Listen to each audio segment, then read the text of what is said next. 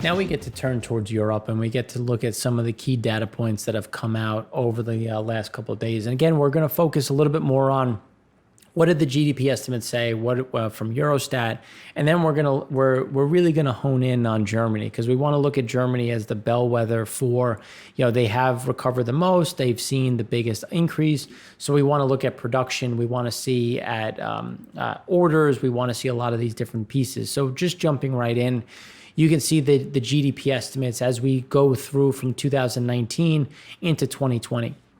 Now, you've heard me talk about a significant amount of times, unfortunately, and I apologize, that 2019 was really the start of the problem. We saw slowing, we saw things going from, like, if you just look at 3Q into 4Q, things were moving in the wrong direction across the Eurozone. Now, again, you could have some benefits in terms of Eurozone versus EU. Some countries were shaking that off. But again, the trend was going the wrong direction from 3Q to 4Q.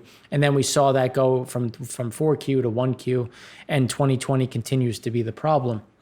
So when we look overall in terms of household spending, this is why this chart I think is very powerful to really understand household spending remains down. And when we think back to the very beginning, the first segment, we talked about how you have an increase in cases that is coming through Italy, Spain, France, and the UK. These are going to be problems on household spending because it's just going to keep people indoors. It's going to keep them from traveling from country to country.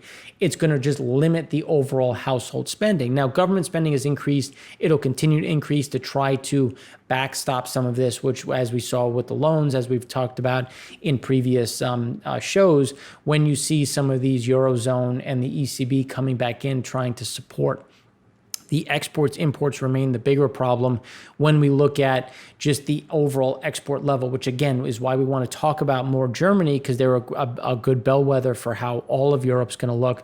But the exports continue to trend in the wrong level for 2Q. Now, with that being said, 3Q will be better than 2Q. We've already seen that.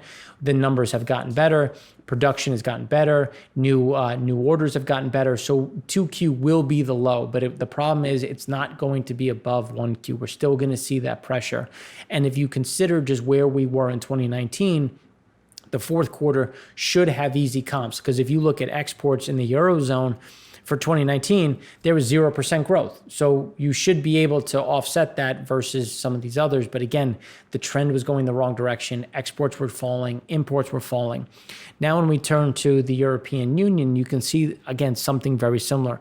Exports, imports, government spending, household spending, there remains an inherent problem within Europe. And it's greater than just COVID. It's greater than just what we've seen, so far in the last, let's call it 6 to 9 months.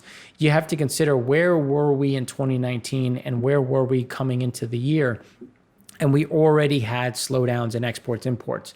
For people that have been paying attention with Primary Vision, reading a lot of the reports that we do, we were highlighting this as early as July when we saw distillate starting to slow down, diesel starting to slow down, shipping starting to slow down. And this is where we were starting to see those breaks. It was really in Europe. And then you saw them increasing not only in South Korea, but also Japan and China. So these are those key data points, which is why we want to look at, okay, well, what's happening in Germany? When we turn to Germany, they've done the best really in terms of cordoning off COVID. They had a little bit of a spike in Berlin. They got ahead of that. They were able to keep coronavirus really intact. But again, it's an export economy. So we want to look at industrial production. Now, this chart's a little bit ugly in comparison to some of these others, but I think it's important to really look at, well, what has happened over the last few years? And when you look to the previous slowdowns, you can see that it was really 2011, which we know was the big hit that really went through Europe, and then things started to recover.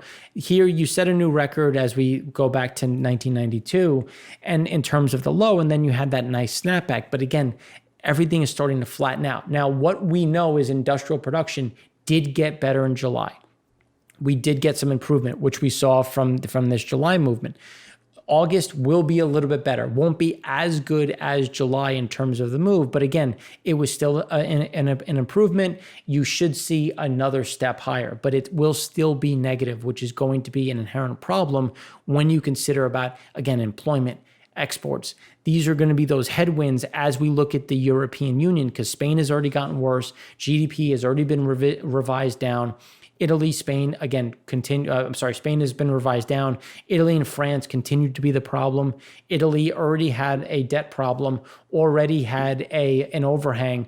So this is something where Germany is really supposed to be the bright spot that is going to kind of lift everything higher. And again, the pain remains to be had.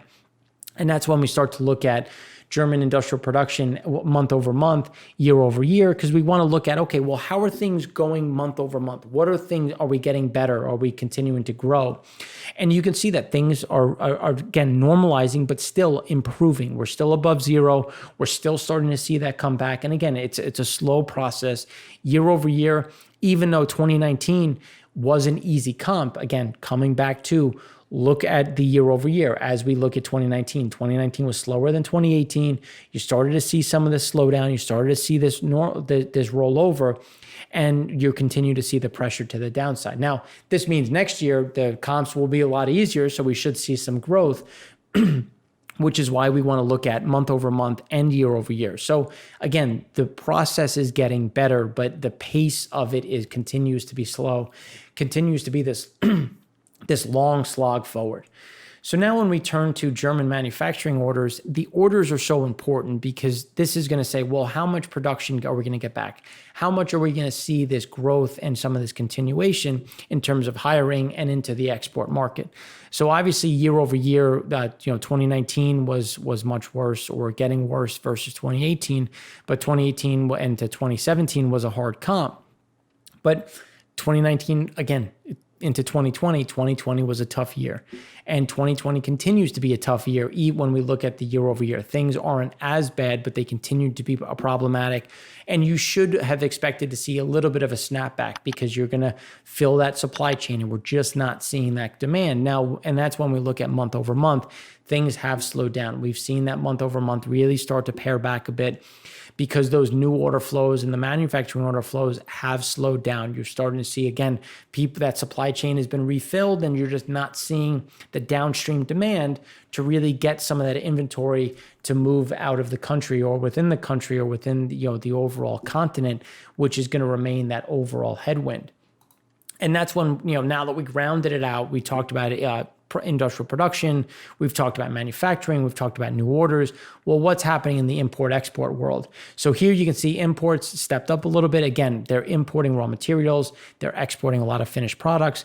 Exports have increased again, which is nice to see. Now, the exports were a little bit below expectations, but not a problem when you consider a little bit more of this normalization. So Europe, Germany is starting to see a little bit of a turn, but some of the counterbalance, industrial production remains relatively stagnant. You're starting to see the new orders remain a little stagnant. So we should see some growth, but nothing really like we've seen in terms of showing some of that pain going forward.